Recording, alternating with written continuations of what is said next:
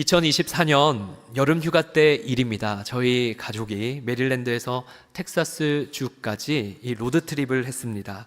로드트립을 하면서 방문한 곳이 있었는데요. 그곳은 테네시 주에 위치한 멤피스입니다. 미국의 유명한 음악인이 살았던 집이 있다고 해서 멤피스를 들렸습니다. 여러분도 누구나 다 들어본 음악인입니다. 그 음악인은 엘비스 프레슬리입니다. 엘비스 프레슬리는 락앤롤의 제왕으로 불리죠. 1950년, 60년대의 영화 음악으로 참으로 큰 인기를 누렸습니다. 그가 불렀던 Love Me Tender, 여러분 한 번쯤은 다 들어보셨을 거예요. 모창하기도 하셨을 겁니다. 그 곡이 참 유명하죠. 그는 멤피스에 살았고 그곳에서 죽었습니다. 엘비스 프레슬리가 살았던 맨션과 정원을 뭐라고 부르냐면 그레이스랜드라고 합니다. 이 그레이스랜드에는 그가 생전에 탔던 리무진 그리고 비행기도 전시되어 있고 큰 저택을 이렇게 보면서요, 그가 누렸던 명성과 부가 실로 엄청났구나, 이런 느낌도 받았습니다. 그곳에 가서 매표소로 갔습니다. 엘비스 프레슬리가 살던 그 맨션 안으로 들어가서 투어하는 티켓 비용이 이 매표소에 적혀 있는 거예요. 투어 비용이 한 사람당 200불이 넘는 가격이었습니다. 저는 매표소 앞에서 아주 조용히 저희 아이들의 등을 살며시 다른 쪽으로 돌리면서 우리 맨션을 이 밖에서만 보자 라고 말하고는 그곳을 빨리 떠났습니다. 엘비스 프레슬리가 마지막 숨을 거두었던 그 집을 둘러보려는 사람들이 여전히 많다는 것을 봤어요. 이후 곧장 멤피스에 있는 또 다른 장소로 향해서 갔는데요, 그곳은 한 모텔이었습니다. 불과 그레이스랜드 엘비스 프레슬리의 이 저택과 20여 분 떨어진 곳입니다. 그 모텔의 이름은 로레인 모텔인데요, 그 모텔을 방문한 이유는 숙박을 위해서가 아니라 흑인 민권 운동가 마틴 루터킹 주니어 목사님이 암살당한 장소였기 때문입니다. 그 모텔이 여전히 잘 보존되어서 National Civil Rights Museum, 국립 민권 박물관이 되었습니다. 마틴 루터킹 목사님이 모텔 2층 발코니에서 그를 지지하는 사람들을 격려하다가 이 암살을 당했습니다. 그가 마지막으로 머물렀던 모텔 방과 그가 입었던 옷, 가방이 그대로 보관되어서 보존되고 있었습니다. 멤피스에 방문한 그 하루가요, 저에게 너무나 짙게 다가왔습니다. 이유는 같은 동시대를 살아간 두 사람의 죽음이 너무나 대비되었기 때문이죠. 시대가 지나도 기억되는 이 명성이 있는 두 인물이지만 그들의 이 마지막 숨을 거둔 장소가 너무나 상반됩니다. 한 사람은 대저택에서 약물 과다 복용으로 인한 죽음이었습니다. 또 다른 사람은 자신의 집도 아닌 한 모텔 발코니에서 총에 맞아 숨졌습니다. 그 죽음 이후 모습이 상반된다라는 것을 또 발견했어요. 엘비스 프레슬리의 죽음 이후에 그의 죽었던 장소, 그 맨션은요, 여전히 상업적으로 이용되고 있습니다. 반면 마틴 루터킹 목사님이 죽었던 장소는 인종차별이 얼마나 심각한 문제인지, 인권이 얼마나 소중한 것인지를 알리는 살아있는 교육의 현장으로 쓰임받고 있습니다. 미국 연방정부에서요, 1986년부터 마틴 루터킹 주니어 목사님이 태어난 생일이 1월 15일이라고 해서 매년 그즈음 1월 셋째 주 월요일을 마틴 루터킹 주니어 데이로 지정하고 공휴일로 정했습니다. 그가 남긴 정의, 평화, 비폭력 정신은 여전히 고귀한 가치로 여러 모습으로 열매 맺고 있죠. 여러분, 내일이 무슨 날입니까? 네, 잘 아시네요. 네, 마틴 루터킹 주니어 데이입니다. 하루 그냥 쉬는 날 정도로 생각하지 마시고 한 역사적 인물이 고귀한 가치를 위해서 목숨을 잃을 만큼 열정적으로 살아간 삶을 한번 성찰해 보는 시간이 되시기를 간절히 바랍니다. 여러분, 상반된 인생을 이렇게 보면서요, 한번 이렇게 질문하게 돼요. 우리는 인생이란 짧은 시간 속에서 무엇을 남기는 인생이 되어야 할까요? 우리는 무엇을 남기는 인생이 되어야 할까요? 대저택을 남기는 인생이 되어야 할까요? 사랑, 희생, 자비, 정의와 긍휼처럼 보이지 않는 가치들을 남기는 인생이 되어야 할까요? 오늘 우리 각자는 자신의 삶을 통해서 무엇을 남겨야 하는지, 어떻게 하면 풍성한 열매를 맺는 인생이 될 수 있는지를 하나님의 말씀 앞에 함께 서고자 합니다. 오늘 함께 살펴보는 요한복음 12장 본문의 배경은요, 예수님께서 예루살렘에 올라가신 상황입니다. 예수님께서 십자가에서 죽으실 그 죽음을 앞둔 상황이라는 거예요. 시간적으로는 6월절에 가까운 때였습니다. 이 시기에 헬라인 몇 명이 예수님을 찾았습니다. 아니, 예수님을 너무나 만나고 싶어서 찾았던 것이죠. 그때 당시 예수님의 인기가 하늘을 찌르듯 가장 절정인 시기였습니다. 예수님께서 예루살렘에 입성할 때 수많은 사람들이 환호하며 수많은 사람들이 기뻐했죠. 당시 바리새인들이 그 모습을 보고 요한복음 12장 19절에 온 세상이 예수님을 따른다고 언급할 정도였습니다. 이러한 때에 명절에 예배하러 올라온 헬라인 몇 명이요, 그 인기 절정인 예수님을 너무나 보고 싶은 거예요. 너무나 만나고 싶은 거예요. 여러분, 질문합니다. 인기가 많은 사람을 만나는 것이 쉬울까요? 어려울까요? 어렵죠. 이 어려운 일을 헬라인들이 하려고 했습니다. 그들은 예수님을 너무나 만나고 싶어서 예수님에게 접근해야 되는데 그러질 못해서 결국 예수님의 제자 빌립에게 접근합니다. 요한복음 12장 21절 우리 한 목소리 같이 읽습니다. 시작. 그들이 갈릴리 벳세다 사람 빌립에게 가서 청하여 이르되 선생이여 우리가 예수를 배우고자 하나이다 하니. 아멘. 요한복음의 기자 요한은요, 이 상황, 예수님의 인기가 절정인 이 상황에서 아주 의도적인 단어를 써서 기록했습니다. 바로 벳세다 사람 빌립이라는 거예요. 이 벳세다라고 하는 뜻이 어부의 집이라는 뜻입니다. House of Fishermen. 갈릴리 바다 주변의 어촌에 자리한 그 어촌이 벳세다입니다. 그러니까 사도 요한은 이 상황이 이 빌립이 아무것도 아닌 시골 사람이라는 거예요. 갈릴리 벳세다 출신이라는 점을 강조해서 기록한 거죠. 이러한 점은요, 이 제자 빌립이 예수님의 인기 때문에 뭐라고 불리냐면 헬라인들에게 선생이여, 예수님의 인기 때문에 아무것도 아닌 시골 사람 이 제자 빌립이 선생이여 청탁을 받을 정도로 한껏 높아지는 상황이라는 점을 암시하고 있습니다.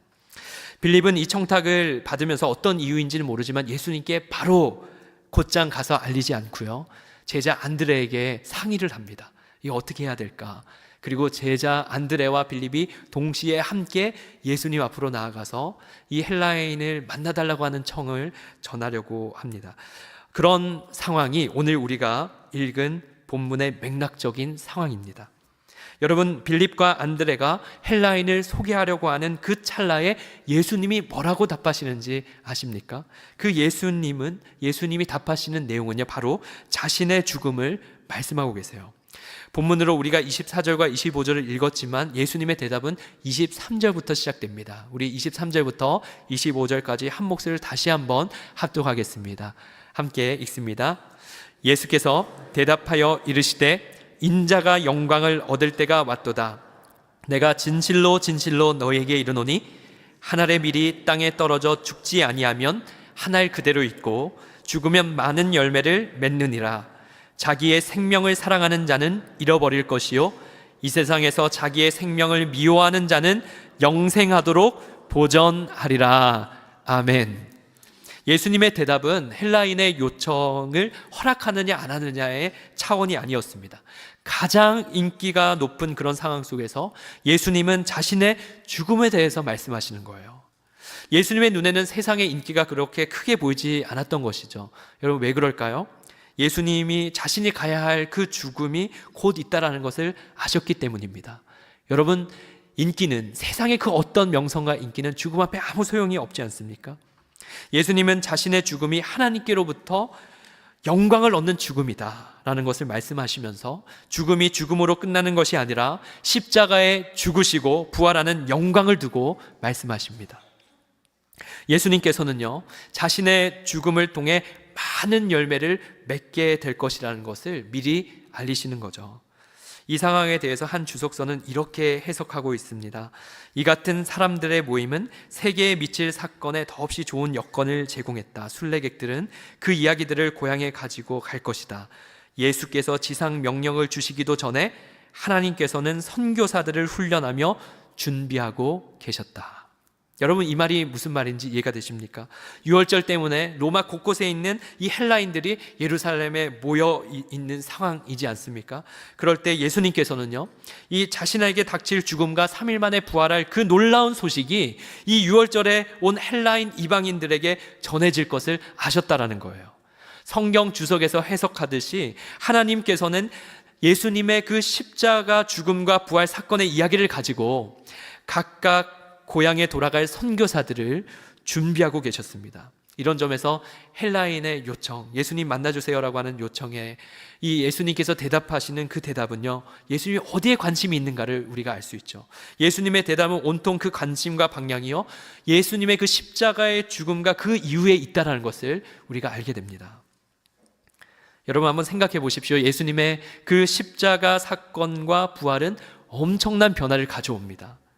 그 사건을 경험한 제자들이 어떻게 변하죠? 예수님처럼 자신의 목숨을 기꺼이 하나님께 드리면서 헌신합니다. 예수님처럼 자신의 목숨을 걸고 복음을 전하는 이들이 예수님의 죽음과 부활 이후에 폭발적으로 증가합니다. 예수님께서 하늘의 미랄이 되어 땅에 떨어져 죽으셨죠? 예수님의 죽음 이후에 수많은 열매가 멈춰지지 않고 계속해서 맺어지고 있습니다. 이 열매가 무엇입니까? 여러분, 이 열매는요, 예수님의 길을 따르는 자들이에요. 예수님을 구주와 주님으로 믿고 따르는 모든 자는 그분의 열매입니다. 여러분, 저를 한번 따라해 보실까요? 나는 예수님의 열매입니다. 여기서 우리는 한 가지 놓치지 않아야 될 사실이 있는데요, 예수님께서 자신의 죽음을 누구에게 알리셨는가를 살펴봐야죠. 바로 제자들입니다. 예수님은 자신의 죽음과 부활로 이 구원의 길을 제시하시지만 예수님이 가신 그 길을 따라 그 원리를 따라서 살도록 제자들을 부르시는 거예요. 마치 여러분, 이어달리기와 같습니다. 이어달리기.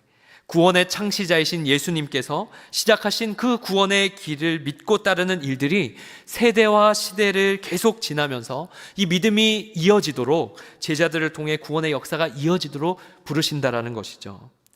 사랑하는 여러분, 예수님을 따라서 그 길의 원리를 따라 살아가는 인생에는요, 예수님께서 약속하신 그 약속처럼 풍성한 열매가 맺어지게 될 줄 믿습니다.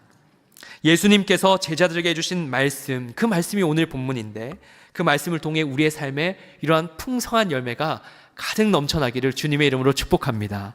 여러분, 어떻게 하면 많은 열매, 그 많은 열매를 맺는 인생이 될 수 있을까요? 예수님께서 답하신 그 말씀에서 우리는 영적인 원리를 발견하게 됩니다. 첫 번째, 저를 따라해 보실까요? 한 알의 밀이 땅에 떨어져 죽어야 합니다. 24절 말씀입니다. 내가 진실로 진실로 너에게 이르노니 한 알의 밀이 땅에 떨어져 죽지 아니하면 한 알 그대로 있고 죽으면 많은 열매를 맺느니라. 여기서 한 알의 밀은 예수님 자신을 가리키지만 제자들 또한 따라야 할 비유로 제시하십니다. 곧 예수님을 따르는 모든 사람은 한 알의 밀과 같습니다.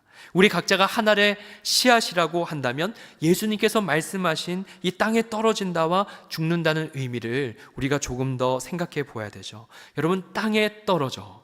이 땅이 무엇일까요? 이 땅은요, 우리가 살아가는 세상입니다. 가정이기도 하고요, 내가 속한 직장일 수도 있습니다. 땅은 반드시 내가 심겨져야 하는 삶의 모든 영역, 삶터라 할 수 있어요. 그곳에서 한 알의 밀은 땅으로 반드시 떨어져서 속해야 한다는 거예요. 여기서 떨어진다라고 하는 말의 원어를 보니까요, 이 원어 헬라어 피프토라고 하는데 내려오다, 넘어지다, 떨어지다, 엎드리다, 이런 뜻이 있습니다. 여기서 내려오다라고 하는 뜻을 주목해서 보면 좋겠습니다. 여러분, 예수님께서 하늘 보좌를 내려와서 이 땅에 오셨죠. 이를 우리는 성육신이라고 합니다. 내려온다는 것은 곧 성육신적인 태도와 방향이라고 할 수 있어요. 하나님께서는 세상이란 땅에서 우리 각자가 예수님이 그러하셨던 것처럼 성육신적인 태도로 살기를 원하십니다. 조금 더 구체적으로 말하면요, 우리는 성육신적인 태도, 곧 고자세로 사람을 대하는 것이 아니라 아주 겸손한 태도와 자세, 맡겨진 그 인간관계 속에서 겸손히 섬기는 모습으로 살아가기를 우리 하나님은 원하십니다. 그런데 여러분, 우리의 모습을 돌아보면 그러지 않을 때가 너무나 많잖아요.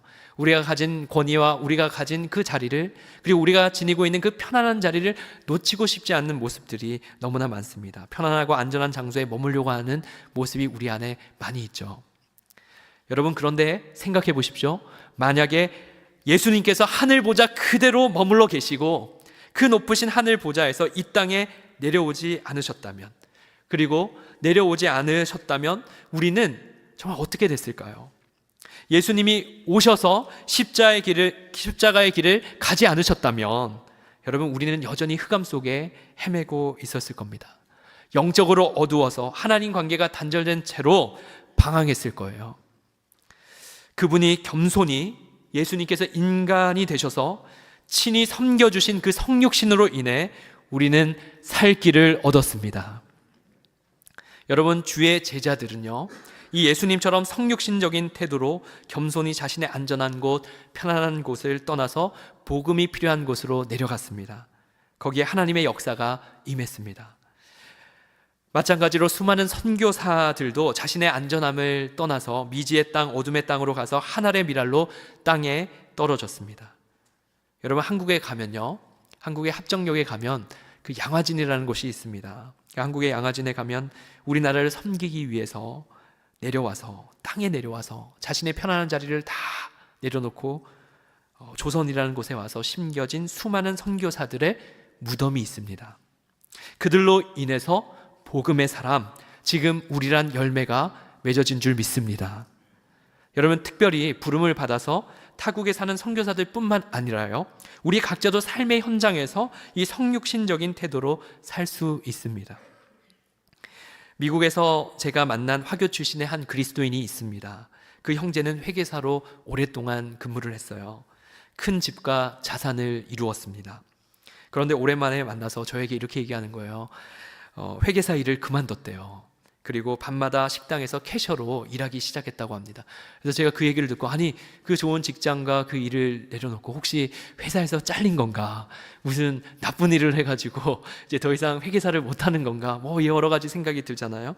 그래서 도대체 왜 그런 선택과 변화를 했냐고 물어보니까 저에게 이렇게 얘기하는 거예요. 자신이 일하는 그 식당에 중국인들, 중국 이민자, 그 중국에서 온 이민자들이 열심히 일하느라 교회에 오지 못하는 사람들이 있는데, 그들을 식당에서 만나고 복음을 전하기 위해서 자기가 잠시 회계사 일을 내려놓고 캐셔로 일하기 시작했다라는 거예요. 그리고 웃으면서, 제 영어 이름이 제이콥이거든요. 제이콥, 나 이제 화이트 칼라에서 블루 칼라 됐어, 이러면서 웃는 거예요. 그 식당의 일들이 끝나고, 설거지도 해놓고 여러 가지 일들이 끝나고, 거기 중국인 일하는 형제 자매들이, 믿는 사람들이 모여서 그 식당의 마지막 남은 모든 일들을 처리하고 나서 함께 모여 예배하는데, 그곳을 섬기고 싶어서 하던 회계사 일을 내려놓았다고 저에게 이야기해 주었습니다. 복음을 위해 자신의 삶을 조금 불편하게 내려가고 조정하는 그 일이요, 참 멋지다고 여겨졌습니다. 여러분, 우리 각자가 내려가는 형태와 방법은 다 다를 수 있어요. 그런데 복음을 위해 편안한 직업을 내려놓든지, 아니면 정말 나의 높은 마음을 내려놓든지, 결국에는요, 낮은 곳으로 내 몸이 내려가 땅에 심겨져야 열매가 맺어지게 됩니다. 사랑하는 여러분, 여러분이 편안하게 생각하는 그 자리에서 올 2026년에는 한번 땅에 더 깊게, 더 낮게 내려가는 믿음의 도전이 있으시기를 주님의 이름으로 축복합니다. 아멘. 여러분, 만약에 그것이 좀 어렵다면요, 우리 교회 매달 둘째 주 토요일에 있는 도시 선교로 나와서 내가 호흡하며 사는 미국 볼티모어의 낮은 곳, 그곳에서 홈리스들 형제 자매들을 향한 주님의 마음 가까이로 한번 내려가 보면 어떨까요? 여러분이 내려가 심겨져야 할 곳은 어디입니까? 보다 낮은 곳을 향해 우리 모두가 나아가기를 주님의 이름으로 축복합니다. 여러분, 낮은 곳에 가면 무엇을 만날 수 있을까요? 하나님의 마음을 만날 수 있습니다. 낮은 곳에 가면 주님 마음 가까이 갈 수 있어요. 겸손 섬김의 자리에 몸소 내려가서 심기는 성육신적인 신앙인 되시기를 다시 한번 주님의 이름으로 축복합니다. 예수님께서 많은 열매를 맺기 위해 전제되어야 할 것 땅에 떨어져 내려가는 것뿐만 아니라 반드시 죽어야 할 것을 말씀하십니다. 땅에 떨어져 죽지 않으면 그대로 있지만 죽으면 많은 열매를 맺는다. 예수님께서 하신 말씀을 보면 표현은 반대인데 같은 말을 반복하면서 강조하시는 말씀이에요. 땅에 떨어진 씨앗은 반드시 죽어야 한다는 거예요. 여러분, 이 죽는다는 의미가 무엇입니까? 예수님께서 말씀하신다는 이 죽는다라고 하는 이 원어의 뜻을 찾아보니까 뜻에는 신체적인 죽음, 초월적 죽음, 사라지거나 끝나는 것, 무감각하다라고 하는 이 원어의 뜻이 있습니다. 아포스 네스코라고 하는데 이 죽는다는 원어의 뜻에는 특별히 무감각하다라고 하는 뜻이 있다는 것을 우리가 주목해서 보게 됩니다. 여러분, 무엇으로부터의 감각의 죽음일까요? 바로 무감각하다라는 것은요, 우리의 죄성, 우리의 모난 성격, 험한 말과 행동들로부터 그러한 펄펄 끓어오르는 정욕과 그런 감각이 죽어야 된다는 거예요. 죄된 성품과 습관의 죽음이라고 말할 수 있습니다. 쉽게 말하면 하나님 나라를 위한 실제적인 순교, 곧 적색 순교라고 하는 신체적인 죽음도 있지만 동시에 날마다 일상에서 우리의 어그러지고 모난 옛자아, 곧 죄의 습성이 가득 묻은 자아가 죽어야 함을 뜻하고 있어요. 곧 백색 순교라고 불리는 순교입니다. 여러분, 순교에는 두 가지의 순교가 있습니다. 저를 한번 따라해 보실까요? 적색 순교, 백색 순교. 여러분, 적색 순교는요, 박해 시대, 박해받는 상황에서 하나님께서 특별히 선택하셔서 하나님의 나라를 위해 그 믿음을 지키는 증인, 증언자로 세워진 이 피를 흘리는 순교자, 그 순교를 적색 순교라고 합니다. 순교자를 통해서 그 땅에 예수님을 믿는 열매가 맺어지게 하시죠. 여러분, 대표적으로 주기철 목사님 그리고 손양원 목사님 같은 분들입니다. 여러분, 뿐만 아니라 백색 순교가 있어요.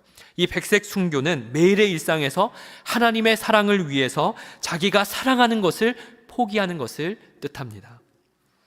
내가 사랑하는 돈, 내가 사랑하는 자녀, 내가 사랑하는 손주, 내가 사랑하는 명예, 그 어떤 것이든 주님의 사랑을 위해 내려놓을 수 있는 것이 일상의 순교, 백색 순교입니다. 바꿔 말하면 세상 그 무엇보다 주 예수님을 사랑하는 매 순간의 선택과 결단을 뜻해요. 여러분에게 묻겠습니다. 사랑하는 여러분, 세상의 그 무엇보다 예수님을 사랑하십니까? 아멘이 너무 적네요. 다시 한번 제가 질문할 테니까 대답해 보십시오. 여러분, 세상의 그 무엇보다 예수님을 사랑하십니까? 아멘. 아멘. 너무 강제적이었나요? 예, 사도 바울은 자신에게 이렇게 고백합니다. 나는 날마다 죽노라, 날마다 죽노라.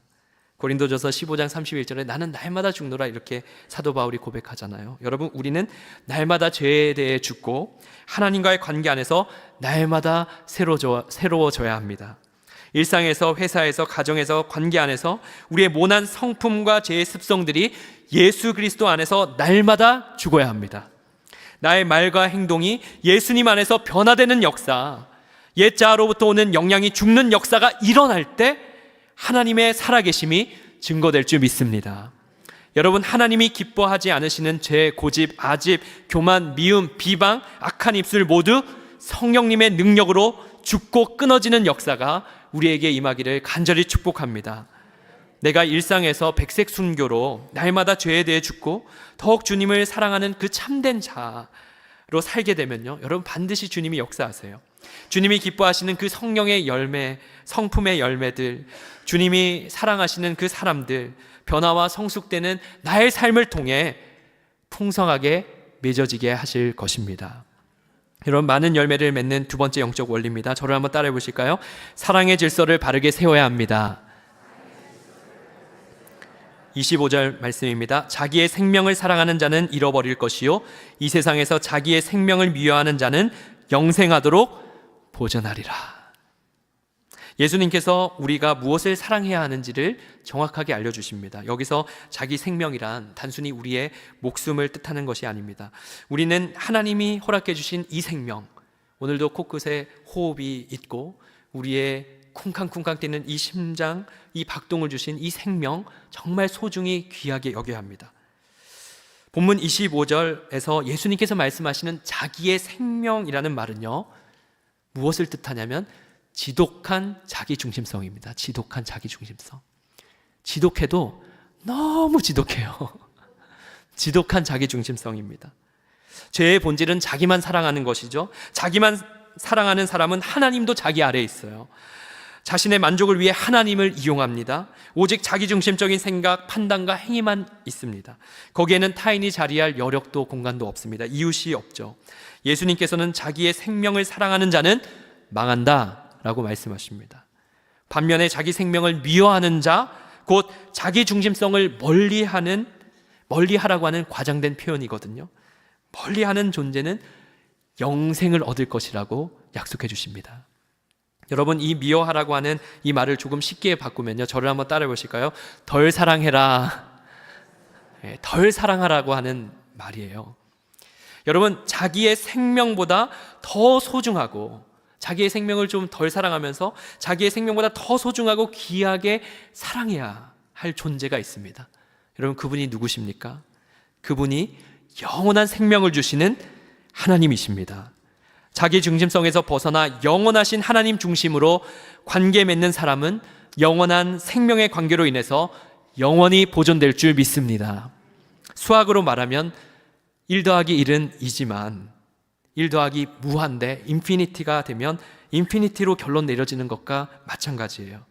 대부분 사람이 자신만을 사랑하다가 이 땅의 삶만 보다가 끝이 나고 망하는 인생입니다. 그러나 유한한 존재인 인간이요, 예수 십자가와 만나서 무한하신 하나님과의 그 관계가 회복되면 영원한 생명을 누리게 되는 것이죠. 여기 모인 우리 베델의 모든 예배자들, 성도들이 그 영원한 영생을 누리는 존재라는 것을 확신하시기를 주님의 이름으로 축복합니다. C.S. 루이스는 죄는 사랑의 방향 문제라고 말합니다. 죄는 사랑의 방향의 문제다. 사랑의 질서가 뒤틀린 것이 죄라고 말해요. 여러분, 죄는 자기만을 사랑하다가 하나님과 타인을 이미 밀어낸 상태를 말해요. 바른 사랑의 질서는 결코 자기 사랑이 우선되지 않습니다. 바른 사랑의 질서는 하나님을 최우선적으로 사랑하고 이웃을 내 몸과 같이 사랑하는 것입니다. 예수님께서 이 바른 사랑의 질서의 모습을 완벽하게 보여주셨죠. 여러분, 예수님은 자신의 생명보다 우리 자신을 위해서, 우리 각자를 위해서, 온 인류를 위해서 자기 자신의 목숨, 생명을 버리셨습니다. 자기 희생의 길, 십자가의 길, 그 길을 걸어가셨습니다. 예수님은 자기 자신을 위해 한 번도 기적을 일으킨 적이 없으세요. 예수님은 온전히 하나님의 사랑과 성령의 충만으로 깨어진 인간상, 부서지고 망가진 인간을 위해서 자신의 힘과 시간과 몸을 다 들이셨습니다. 여러분, 예수님이 보여주신 이 회복된 인간상, 바른 사랑의 질서가 세워진 온전한 인간상처럼 여러분, 우리 모두가 타인을 나를 대하듯이 타인을 진실로 사랑하는 우리 한 분 한 분 되시기를 주님의 이름으로 축복합니다. 여러분, 어떻게 하면 이 바른 사랑의 질서를 세울 수 있을까요? 어떻게 하면 이 바른 사랑의 질서를 세우며 살아갈 수 있을까요? 여러분, 영원한 나라, 영원한 생명을 사모하고 갈망하는 수밖에 없습니다. 예수님께서 말씀하셨습니다. 마태복음 6장 33절 말씀에 너희는 먼저 그의 나라와 그의 의를 구하라. 가장 우선되어져야 될 것, 영원한 나라, 그리고 영원한 하나님과의 관계입니다. 우리가 자기중심적 사랑에 빠지는 가장 큰 이유는 무엇이냐면 이 땅의 현실만 바라보는 데서 기인합니다. 여러분, 만약에 이 세상에 삶만 존재한다면 우리는 충분히 자기만을 사랑하다가 끝나도 괜찮아요. 이 땅의 것이 다라면요. 그런데 우리는 영원한 생명이 있다는 것을 믿지 않습니까? 하나님과의 영원한 동행, 천국을 믿는 자들이지 않습니까? 여러분, 골로새서 3장 1절 말씀을 우리 함께 합독하겠습니다. 시작. 그러므로 너희가 그리스도와 함께 다시 살리심을 받았으면 위의 것을 찾으라. 거기는 그리스도께서 하나님 우편에 앉아 계시느니라. 아멘. 위의 것을 찾으라. 위의 것을 찾으라. 이미 너희가 그리스도와 함께 다시 살리심을 받은 존재, 이미 주님을 믿는 존재들은 언제나 어디에 초점을 맞추고 살아가야 되냐면 위의 것을 찾으라고 얘기해요. 위에 계신 예수 그리스도를 바라보라는 말씀입니다. 예수님을 진실로 갈망하고 사랑할 때 이 땅만 바라보는 자기 중심성으로부터 벗어나게 될 줄 믿습니다. 주님의 존재와 그분이 계신 곳을 바라볼 때 우리는 영원한 숨을 쉴 수 있습니다. 저의 부족한 간증을 나누는 점을 여러분 양해 부탁드립니다. 저는 주님을 위해서 살겠다고 결심하고 하나님의 부르심을 따라 짧은 기간이지만 선교지에서 선교사로 살아간 경험이 있습니다. 태국에서 짧지만 결혼하자마자 결혼하고 2달 만에 태국으로 가서 한 해 정도 미얀마 카렌족들 난민들을 돌보는 사역을 했습니다. 이후에 다시 한국으로 돌아와서 신학대학원 졸업 후에 홍콩으로 하나님이 부르셔서 동북아 지역 선교사로 교단 파송을 받기도 했습니다. 제가 태국에 있을 때나 홍콩에 있을 때나 선교사로 선교지에서 지내다 보니까 여러 장애물을 경험하게 되는 거예요. 첫 번째 장애물은 이 문화적 언어적인 장애물이었습니다. 둘째는 사람과의 관계적인 이 장애물이 있었어요. 그런데 무엇보다도 마지막 장애물이 가장 힘들었는데요, 바로 나 자신이라고 하는 장애물입니다. 내 자아가 장애물인 거예요. 내 자아가. 하나님께서 부르셔서 선교지에 갔는데 선교사로서의 소명이 흔들리거나 나 자신만을 생각해서 떠나고 싶은 때가, 그러한 때가 있었습니다. 선교지에서 외롭고 힘들 때 정말 하나님 나를 선교사로 부르셨습니까? 하나님 그냥 나만 생각할게요. 다시 한국으로 돌아갈게요. 이렇게 고민하면서 외친 적이 1번, 2번, 3번이면 좋겠지만 수도 없이 반복적으로 파도 타는 것처럼 그런 고민들이 선교지에 있었습니다. 여러분, 짧지만 선교지에 살아보면서요, 예수님처럼 살아보겠노라고 그 사랑 때문에 선교사가 되었는데 포기하고 싶은 마음이 들더라고요. 그런데 그때마다 하나님께서 놀라운 한 가지의 원리를 깨닫게 해주셨습니다. 선교사인 내 안에 욕망과 내 안에 자기중심성이 죽을 때, 내 안에 계획과 나의 뜻, 나만의 자기중심적인 마음이 꺾이고 죽을 때마다 하나님께서 맺으시는 열매를 보게 해주셨습니다. 여러분, 몇 가지 일화 중에 한 가지만 나누고 싶은데요, 홍콩에 있을 때 저는 심각한 신체적인 이 알러지 반응으로 응급실에 실려가기도 하고 매일의 알러지 반응으로 너무나 고통스러운 시간이 있었습니다. 해산물을 조금만 먹어도 이 온몸에 발진이 일어나서 숨을 쉬지 못하고 얼굴이 붓는 그런 일들이 너무나 거듭거듭 있었습니다. 심지어 새우깡만 먹어도 너무나 힘겨웠어요. 하나님 도저히 안 되겠어요. 저 한국에 돌아가야 되겠어요. 몸도 힘들고 상황도 힘들고 언어도 힘들고 제가 정말 선교사로 부르신 거 맞습니까? 이러한 의심과 좌절이 가득했습니다. 그래서 이런 생각을 했어요. 정말 나만 생각하자. 나만 생각하자. 내 가족만 생각하자. 한국으로 돌아가자. 다 때려치고 다 내려놓고 한국으로 돌아가자. 이런 생각이 가득했습니다. 이런저런 힘듦으로 이제 한국으로 돌아가겠노라고 고백했는데 그 고백을 듣고요, 저를 한참 바라보며 눈물을 흘린 성도님이 계셨어요. 그 눈물 앞에 제가 처참히 무너졌습니다. 나만 생각했구나. 나만 생각했구나. 자책하면서 다시 마음을 돌이켰어요. 내가 진정 사랑하지 못했다는 걸 깨닫고 회개했습니다. 나만 사랑하겠다라고 하는 그 이기심을 회개했습니다. 어그러진 사랑의 질서였죠. 회개하며 주어진 시간, 맡겨진 사역과 사람을, 성도를 더욱 사랑하겠다, 이런 결단이 섰습니다. 나의 계획과 뜻 전부를 주님께 맡기고 드리겠습니다. 이러한 고백이 일어나더라고요. 그런데 얼마 안 돼서 갑작스러운 일들을 막 보게 되었는데요, 그 갑작스러운 일들은 이런 일들이었습니다. 처음 만난 중국인이 홍콩에서 교회로 데리고 오게 되었는데 그 중국인이 갑자기 예수님을 믿겠다고 한 거예요. 그리고 결신하고 얼마 지나지 않아서 회심해서 세례를 받는 그런 역사를 하나님께서 보여주셨습니다. 그리고 폐암으로 살 날이 얼마 남지 않은 홍콩 사람에게 이 복음을 전하게 하셔서 그 복음을 나누고 전파하는 일을 하게 하셨어요. 여기 사진에 나와 있는 분은 조니 로라고 하는 분이신데 작년 9월에 하나님의 품으로 가셨습니다. 저는 계속 떠나려고 했던 형편없는 선교사였습니다. 그런데 하나님은 머물게 하시면서요, 하나님께서 맺으시는 열매를 보게 해주시는 거예요. 여러분, 우리는 살면서 상처받거나 어려운 일을 겪을 때 영원한 것을 바라보지 못하고 나 중심적으로 나만 바라볼 때가 있습니다. 사랑의 질서가 어그러지는 경우이죠.